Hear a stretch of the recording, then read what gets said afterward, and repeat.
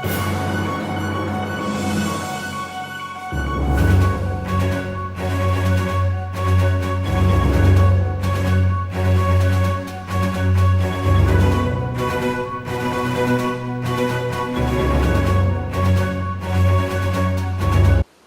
na bandeko balandi émission Toloba Bosolo, Toloba Bosembo,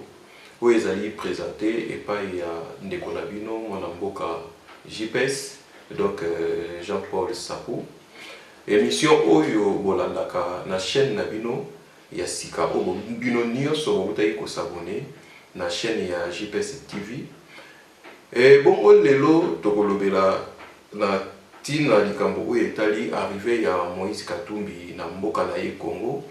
Wape pa yavandaki libanda na mboka bapaya pendant 3 ans au tobengi exil forcé. Où ils allaient même pas na sentiment ya motema ya motote pe zalaki na posa na yete mais zalaki na bato mokonde bazalaki na bokonzi pe bazalaki na pouvoir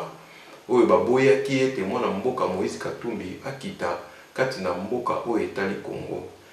Na émission na utara kosala na ebisaka bino ete esengeli Moïse Katumbi akita na mboka Congo azala pembeni moko na Félix Antoine Tshilombo pona intérêt national, pona intérêt ya peuple congolais. Ezali likambo ya opposition te, ezali likambo ya pouvoir te, ezali likambo ya majorité te, ezali likambo ya FCC te, ezali likambo ya cash te, ezali likambo soki pe ya nini te, o soki ya lamuka te, mais ezali likambo ya peuple congolais. Bobo Sanate que Moïse Katumbi, c'est un opérateur économique, un homme d'affaires, un milliardaire, montada mon ébélé dans n'enga pour Sanate pour n'avoir sabino que moi na mboka Moïse Katumbi et sengeli azala na Congo pour na kofungola emploi pour na peuple congolais pour être nzala oyo il fallait tant molé na kati na mboka congolais et ba peut ko diminuer ba peuple ba zwa pe misala. Peto lobela lisusu likambo etali Ebola kati na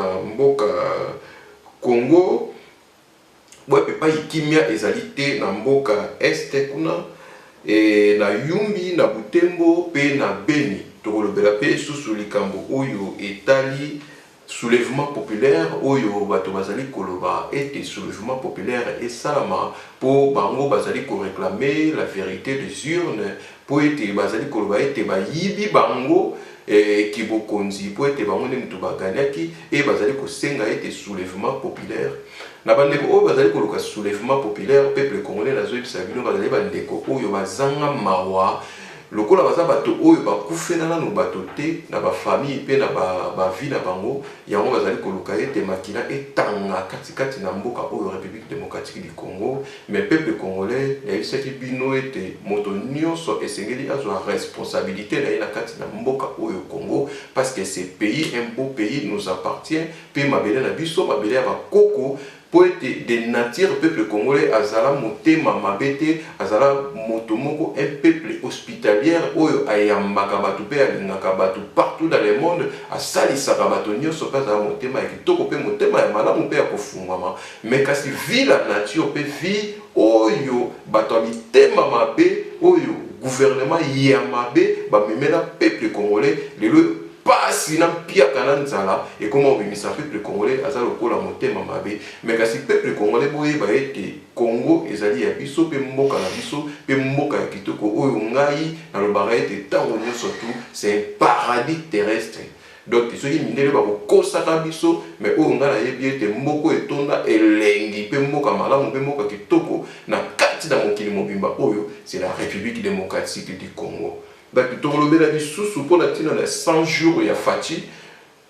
misala oyo yango esalami pe ba évolution ya makambo ndenge ezali kotambola pour la tina na 100 jours ya mokonzi ya mboka pe tolobela lisusu na likambo oyo etali affaire kingakati peuple congolais toyeba nano kingakati yango eza nini veut dire que ça veut dire quoi kingakati eza nini pe la kisi nini tolobela lisusu na tina likambo ya coalition oyo ya FCC cash pe sujet ya suka tokolobela pona tina ya bato nyonso oyo bazali kolinga makila ya peuple congolais etanga kati na mboka République démocratique du Congo donc bayeba ete tokomi lisusu na tango ya kolela te oyo ezali tango ete mayele ya congolais elfungwama tant bato bazali koloba lamuka lamuka, c'est la réveil des mémoires ou la conscience oyo peut-être bato mosusu bazali kolandela ngo na ndenge moko ya mabe pona koluka ba propres intérêts na bango. Donc Faci azawana azosala mosala kitoko peuple congolais biso nyonso sima na ye tolanda émission. Tolobela likambo oyo etali arrivé ya Moïse Katumbi na kati ya mboka ya bakoko mboka na ye oyo wapi pa ye avandaki 3 ans to mbula misato na mboka bapaya oyo babengi exil forcé ezalaki na volonté na ye te ezalaki nde na volonté ya bato oyo babandaki kokama mboka bango nde balingaki ete Moïse Katumbi anyata makolo na ye na kati na mboka ya bakoko na ye. Bongo Moïse Katumbi akoya le 20 mai wana epai wapi ezali lundi ye asalaki ba interview na ba presse internationale ou na ba presse na biso oyo ya ba média oyo bazali na niveau ya Europe annonçaki arrivé na ye ete le 20 mai na mboka wapi ezali République démocratique du Congo mboka ya bakoko na ye pe asengaki ete na peuple nyonso oyo akoyamba ye alata pembe peuple nyonso oyo akoyamba Moïse Katumbi lata pembe po yango ete ezali signe ya kimia oyo ezali kotalisa ete mwana mboka oyo azokita na kimia pe azokita maboko peto na kati na mboka ya bakoko na ye. Na yebisaki bino na émission nasalaki ete Moïse Katumbi esengeli akita na mboka oyo po ete ye c'est un milliardaire. Omoni na ba oyo balobaka ete Moïse Katumbi aza millionnaire boza ko se distraire pour rien parce que ye c'est un milliardaire oyo aza na mbongo ebele. Botala ete wuta kaka Moïse Katumbi annonçaki retour na ye na kati na mboka wapi pa tout komona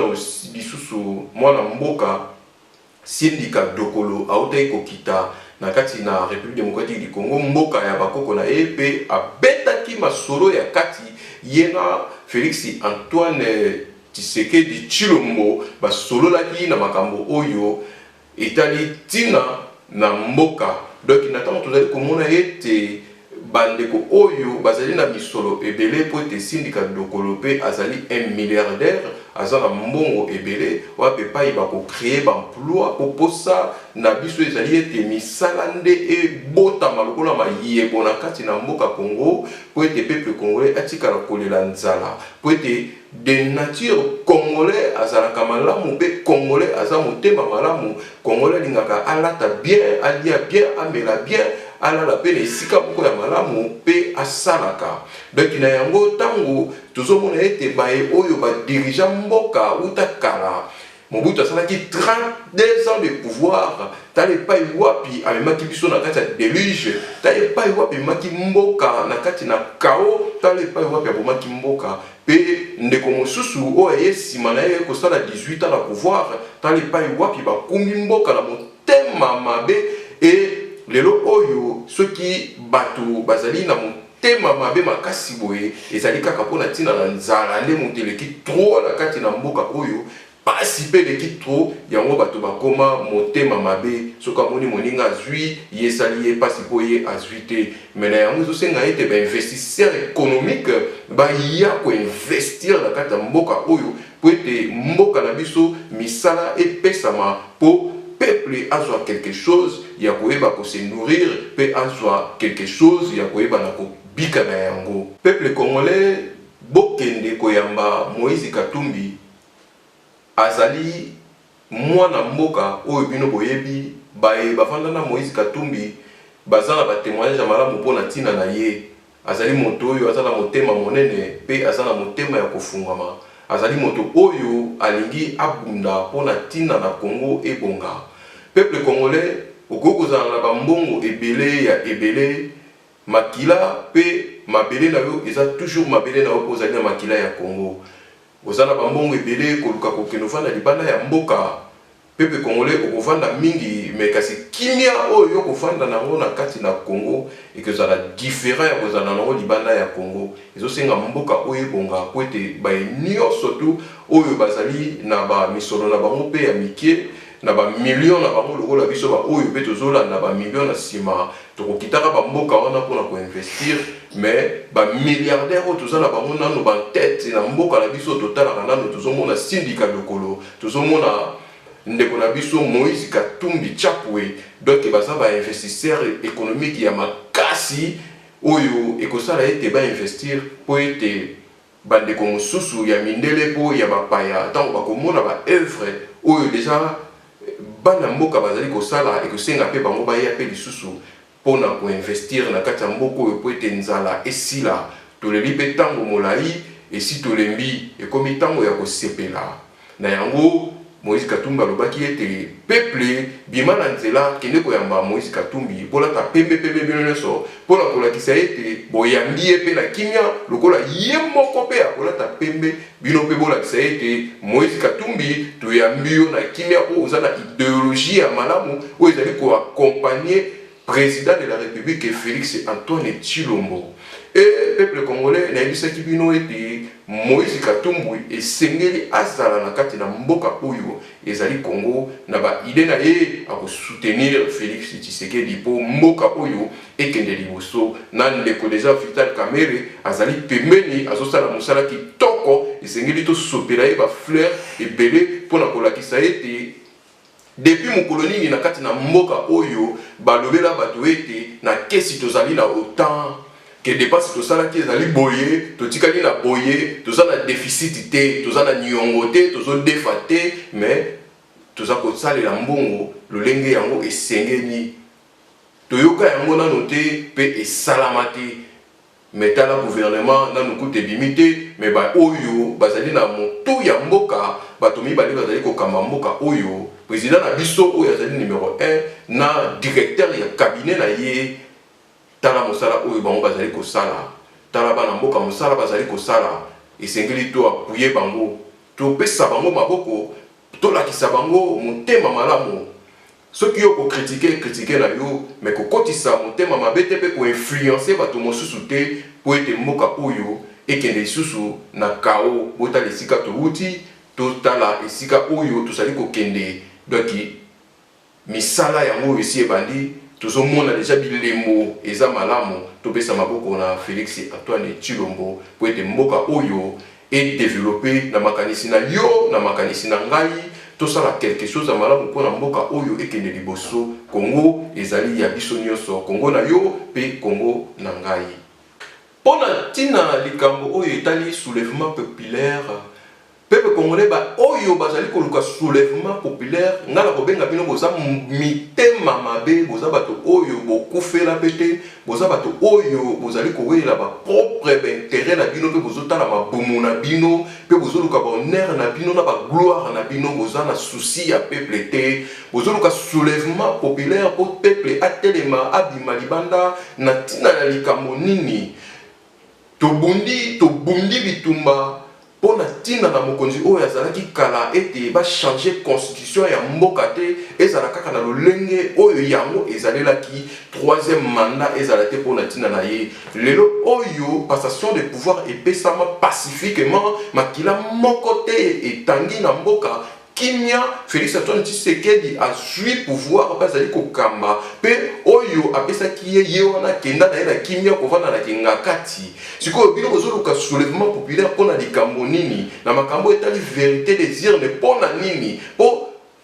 cour constitutionnelle la biso esi ekati elobi ete mokonzi ya mboka ye wana Félix Antoine Tshisekedi Tshilombo siko bino bolingi lisusu nini peuple atelema lisusu pona likambo nini soki peuple akufi ekozala na charge na bino bokeba pona to boyi boloba ete lobi ete o Félix Tshisekedi akomi kotinda bato na CPI mais boyeba makambo bino bozali koluka na application na bino article 64 bozotala danger te bozotala mabe te tala omoni mabele oyo Congo esi elembi komela makila toza déjà plus de 8 millions 6 millions ou 8 millions de morts déjà c'est assez mabele oyo Congo ekomi kolela elobi te ameli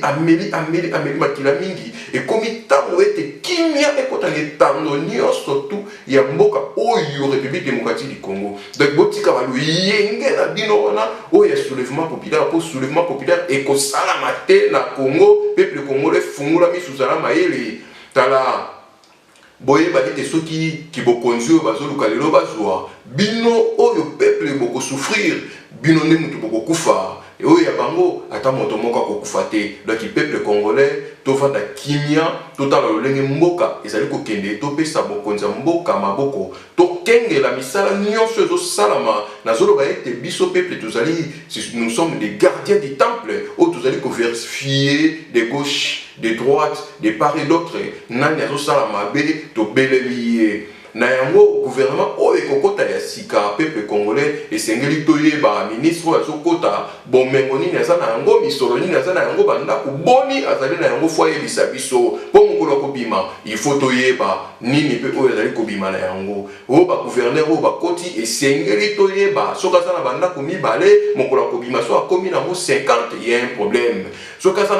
nango moko mokolo akobima akomi nango 15 y a un problème tokolandela bango tokotika moto te po ete mbongo ya peuple congolais tokotika lisusu moto ayiba biso te. Je combattrai avec la dernière énergie la corruption, le détournement des deniers publics, le tribalisme, le népotisme, la concussion, le clientélisme, l'incivisme et j'en passe. Na yango tofungola misu totika distraction na vérité désir ne se yeba na mokonzi Félix Antoine Tshisekedi ye wana biso so peuple topesa maboko to soutenir ye mboka oyo etambola malamu lolenge bazali kotambosa yango na directeur de cabinet na Vital Kamerhe de tolongwa na distraction peuple congolais eloko moko oyo ngana boko yebisa bino soki lelo oyo Martin Fayulu azali kolela vérité des urnes kalobi ye azali président Félix Tshisekedi azali président mais quelque part azoloba ete ye azobunda bitumba lisusu pona akabola mariage ya FCC na Kashi. Donc soki azobunda bitumba po akabola mariage ya FCC na Kashi c'est qu'il reconnaît que président Tshisekedi Félix azali président de la République parce que soit azoluka ko kabola bango que alliance soit les katana. Donc quelque part azo reconnaître que Félix Tshisekedi il est président parce que aloba qui bien intervient na ye ou autaye ko sala awa na Belgique aloba qui bien que akokende ko siéger donc tant azo kende ko siéger donc andimi ba institution ou ils en place accepter ba institution ou ils en place c'est pour cela il est au siéger le parlement peuple congolais Samuel Eto'o ou bisos toyebi les grands joueurs appellent ça fier na mboka ou ezali Afrique azali beau-frère ya Martin Fayulu Samuel Eto'o azali ki ya mwasi ya Martin Fayulu auti kokuta na bongo na bokonza mboka Félix Antoine Tshisekedi ba beti masolo pe wana basilisi Samuel Eto'o azali koloba ete auti kokuta na mokonza mboka président de la République Félix Antoine Tshisekedi quelque part tout le monde a été fallu à l'objet et Félix Tshisekedi azali président de la République dès il y a un président de la République et quelque part tout le monde a été Samuel Eto'o beau-frère naïe à l'objet et président de la République de Félix Antoine Tshilombo oyo a outi koza la visite familiale yena yeba beti masolo na bango ya kati donc le peuple congolais botika distraction na ndenga osaranate donc botika distraction na ndenga monkete président azaka moko président Yewana Félix Antoine Tshilombo topesa maboko to soutenir ye pour musala et kendeli boso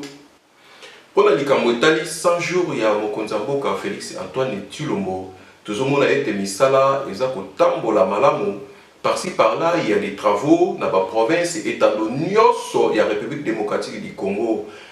peuple congolais total niveau ya motema mabe oyo gouvernement oyo euti koleka bazalaki na yango na manque de volonté na koyiba oyo bango bayibi peuple congolais 100 jours il y a Pamba Félix Tshisekedi asali na pouvoir tozomona changement par-ci par-là et bongo 18 ans oyo bango babeti na kibokonzi basala nini mosala bango koyiba na yango tokotika bango bongo te peuple congolais tokolandela bango tokotika moto moko te moto nyonso ayiba peuple congolais ayiba mbongo ya peuple congolais bakozongisa ata mapango na bango leta kokanga tokosaisir nyonso tokoteka mbongo ekokota na kesi ya leta tala volonté oyo Félix azana yango tozomona par-ci par-là les engins pour la misala partout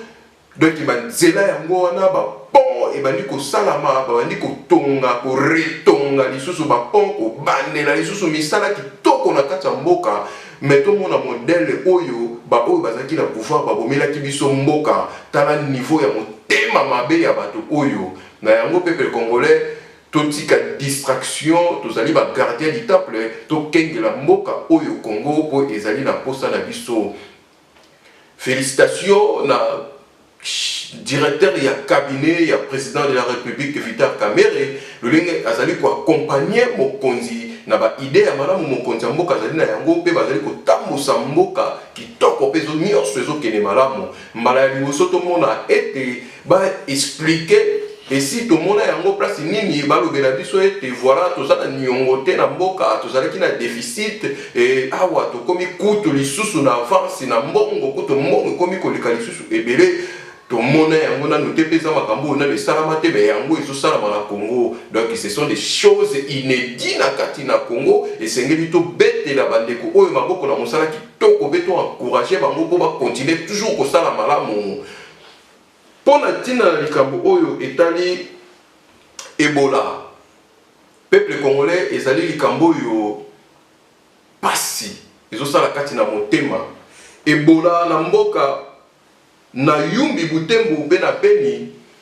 ezosila te ezoboma milemo ya peuple congolais maladie euta wapi pe maladie euti wapi peuple congolais to fungola miso pona tina na este ya mboka na biso Congo soki otali este malamu omona ete mboka oyo etondi bomengo ebele donc bazomema distraction na mboka oyo na milimo ekufa po bango bayibaka bazwa bomengo bakende konginda et peuple congolais akufa pauvre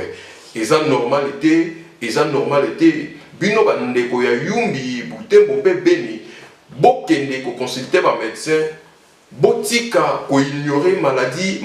eza na ba territoire na bino maladie ezali bisika bozali botika ko sala makambo oyo bozo refuser komona ba médecin bozo vanda na ndako bozo bomba mabaladi na bino malgré tout oyebi biso nyonso c'est la politique eza maladie oyo batamitema mabe basimbi pe vandi na maboka batamitema mabe bazoluka basilisa peuple côté kuna po bango ba continuer koyiba po ete information moko oyo bino boyebaka te la scène na bandako na bino eza de ba richesse na ba richesse etondi kuna na ba veni na bino na bisika nyonso bino bozali kuna na beni butembo yumbi richesse nda monene etondi kuna na yango bazali ba posana ba vide bino nyonso tu bosila po ete bango bayeba ko timuna ba richesse oyo bazala ngo posa ba piller po bakende konginda. Donc bo négliger te maladie ezali présent na kati na mboka na bino bo kende ko consulter ba médecin bo kima ko ba traitement te toza na posa na bino bozali ba ndeko na biso congolais toza makila moko biso nyonso tozali bana ya Congo eza na posa na bino pesa na posa na biso pona tina na likambo oyo etali coalition ya FCC Cash bato bazo loba ebele peuple congolais coalition oyo Félix Tshisekedi basala na FCC boyeba ete majorité ezali nde FCC Cash majorité za FCC te eza FCC Cash po basangana premier ministre tout comme akoko bima na Cash ou bien akoko bima na FCC mais premier ministre Kombo ici yebani peuple congolais Félix Tshisekedi aza un sage ayebi nini oyo akoki kosala pe ayebi eloko nini akoki koluka po éviter désordre ekota na kati na République démocratique du Congo te po ye moko ayebi malamu côté Sénat IDPS aza te côté Assemblée nationale ba député IDPS aza na bango mokie pe na ba gouverneur baza mokie. Donc il y a côté premier ministre à koki kutu kosala ba jeté il faut aluka moto moko oyo azali vraiment digne ya kozwa esika wana to ebonga wana po peuple motema na ye ekita. Donc azo boya que ba soulèvement populaire et ba la kosalama po bato mosusu ndenge bazoluka ko profiter na sima po ebele bazo zelaka ke ba annoncer premier ministre après babanda ko influencer peuple abima libanda pour makila ya bana mboka etanga. Mais Félix Tshisekedi un homme sage pe na bolingo ya mboka pe ya peuple azali na yango na mayele pe na pembeni na ye azali na mwana mobali oyo Vital Kamerhe bazali kotambusa mboka elongo pe azopesa ye mayele ya malamu pe mboka ezotambola malamu. Donc epai wana Félix Tshisekedi akodecevoir biso te tokozwa premier ministre oyo biso nyonso tokoloba oui d'accord tolingi ye bona tina na likambo oyo etali kingakati peuple congolais botangaka kombo ya moto pamba te po te bozopesa ye lisusu gaz na ndenga kosakana te po bino nyonso kaka kombo na ye tokomi na tango ya Faci tokomi na tango ya Félix Tshisekedi esengeli totangaka nde kombo ya Félix Tshisekedi tango nyonso po ye nde moto tozotalela pe ye nde moto tozolandela. Donc, toujours surveiller ye na ndenga kosakana te po esengeli a travailler po ete eloko moko oyo papa aloba pe atikela biso nyonso tuna monoko. C'est le peuple d'abord toza na posa mboka oyo etambola malamu yango toza ko rappeler Félix Tshisekedi ete kobosana te papa lobaki le peuple d'abord. Pempo na bino bandeko oyo boyebi ete botangisa makila ya peuple congolais boyebake bokotiaka lisusu makolo na bino te mpona koservir peuple parce que boza bato aussi boboma déjà peuple yebaka déjà yo mutu oyo ozalaki na mwa clique na yo ya rébellion na niveau ya Goma oboma pe peuple na niveau ya Goma yo oyo ozalaka nango soki kote nini yo oyo boma bato soki wapi boyebaka na gouvernement bokotravaillaka lisusu te po ete maboko na bino etondi makila ya peuple congolais. Siko peuple oyo bino si boma déjà lelo bozowela ki bokonzi po bosala nini po bokamba banani po ba oyo pourquoi boboma bo se permettre ko boma peuple bozalaka na mawate et bon lelo oyo Antoine Félix Tshilombo akoti na pouvoir amemi idéologie ya kimia azo instaurer état de droit azoluka kimia evanda na kati na mboka après bozoya sikoyo koya ko profiter na sima bolo ba eteke bozoya pona ko tonga pe pona ko luka mboka ekende liboso. Donc botika baluyenge na bino wana pe boko kotaka tuna gouvernement te po bozana makila na maboko na bino. Donc biso peuple to boyi déjà bino ba nyonso yo batangisa makila ya peuple boko salaka te na gouvernement po bosana. Donc elobi na ngomo konzi na mboka boko mesana